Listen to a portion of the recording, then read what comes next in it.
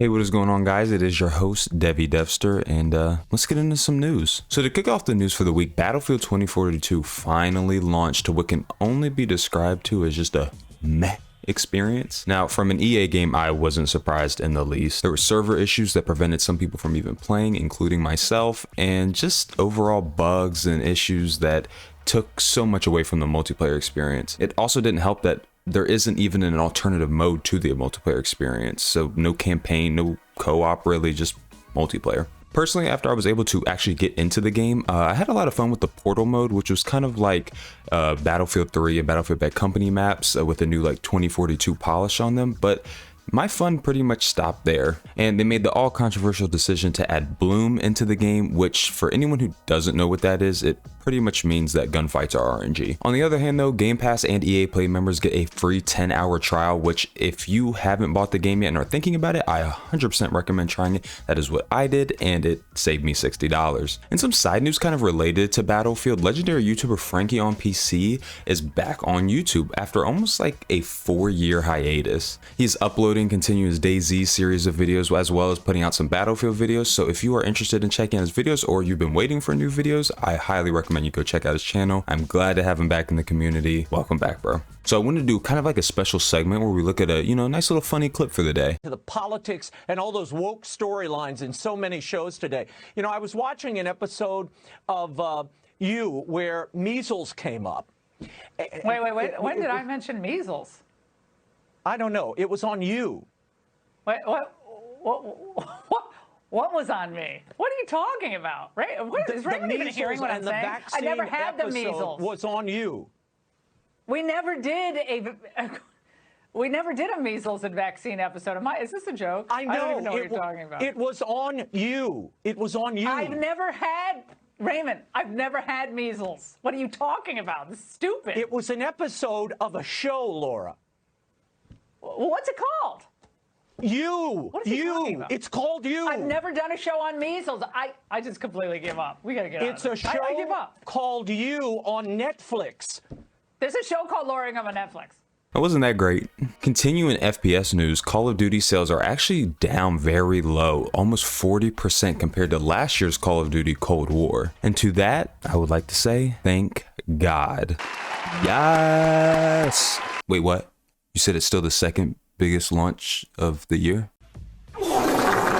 Just kidding, guys, haha. But COD is definitely not doing as well as it usually does, and there's kind of a couple of speculations as to why that is. One is probably being Warzone is the preferred choice for most COD fans. Another being that the games are just getting stale after many years of Call of Duty. And there's a lot of bad press and controversy surrounding Activision Blizzard right now, so... Or maybe honestly it's just a combination of these different things. We don't really know at this point. Regardless, Call of Duty is still very popular, and my dreams of it dying aren't coming true anytime soon. So in news that actually matters, Halo Infinite's multiplayer dropped 3 weeks early. This came after Xbox had their 20th anniversary event where they detailed a lot of the long history of Xbox, so at least the good parts, and right at the end they left a little bit of time for Halo where they made the official announcement. This came after a few days of rumors that quickly caught wind and ultimately ended up being true. As y'all know, I'm a huge fan of Halo. Some may say I'm obsessed, so when I say that I was crying and throwing up when the announcement was made, I'm not lying. I mean that shit. So far, the game is being received very favorably by fans. Steam released their numbers showing a peak 272,000 concurrent players, and that doesn't include the Xbox app or console players, so that number could be much higher. After playing it for many hours, I must say this is the best Halo experience in a long time. It is pretty much bug-free in comparison to something like Battlefield, and just overall feels like a very polished game. The only complaint I have, and I feel like a lot of other people in the community have, is the progression system and how long it takes to progress through the battle pass. I played for maybe over like 5 hours, and I only got to level 2, I think, of the battle pass. 343 should maybe look into that a little bit, but as far as I've seen, they are already on top of it, which is just awesome. So good job, Halo team. And fuck you, Call of Duty. Now, this next piece of news is for all my masochists watching. Elden Ring network test, beta, closed alpha, flight. People were allowed to play Elden Ring this past week, and of course I was not selected, but overall reception from Soulsborne fans seems to be in a very favorable direction. One article even described it as a culmination of Miyazaki's work. And I'm no Soulsborne expert, but I can only think that they're referencing all these new boss cheeses that have been coming out since the network test dropped, specifically this dragon one.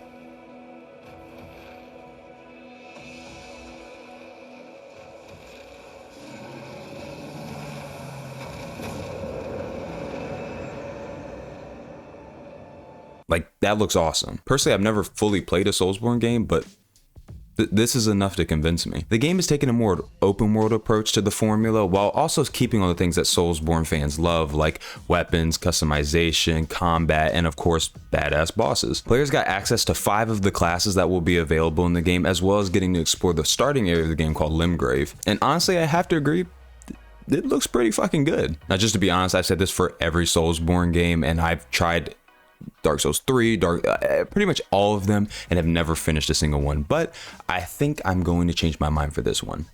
We'll check in a month after release and see how far I actually got. Now, to jump over to our last piece of news, I think we have found the award for shittiest game launch of the month. Can we get a round of applause, everyone, for GTA Trilogy? Yes. Yes. Somehow the same team that created dynamic horse testicle physics for Red Dead 2 also created this.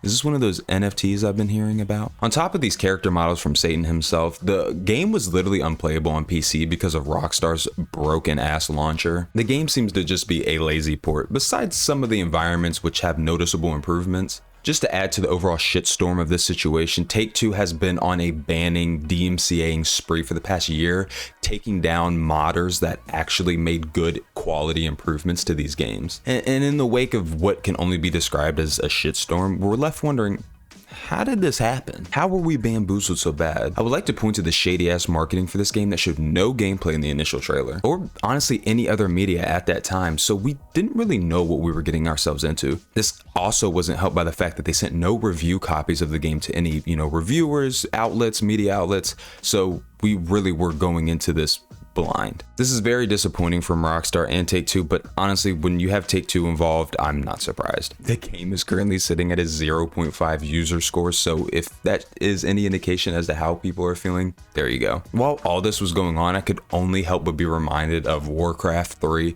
and Cyberpunk. This is almost like a complete repeat of those situations. Hopefully Rockstar can get the game fixed, but honestly, I don't know what they could do at this point besides at least just make it look better. I don't know. But that's it for today, guys. Go check out the Halo multiplayer, something that's actually, free and cool and fun to play. Be on the lookout for future Elden Ring betas, and please don't buy Call of Duty. Like, please just don't do it. Or don't listen to me. I'm just a guy on the internet. Let me know what you guys think. If you enjoyed the video, leave a like, and if you haven't subscribed yet, please subscribe and hit that bell, please. I need you to do it. But thanks, guys. I appreciate it. See you in the next one.